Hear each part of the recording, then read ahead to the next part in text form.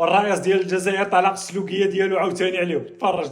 البطاله نتاعنا حتى لو ما قدرناش نقضي عليها اليوم نقضي عليها من على عامين ولا ان شاء الله، وهي على كل حال اليوم في مستوى فرنسا.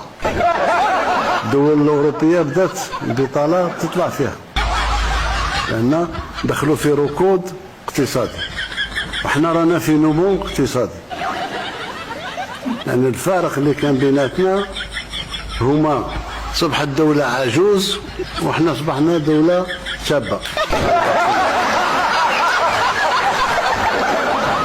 وما عندناش البطالة كيما هما، وراكم شفتوا اللي عم يتبعوا يسموه، يعني ما عدا يشكروا في رواحهم وهذيك، ولكن العيشة تعيسة عندهم صعبة.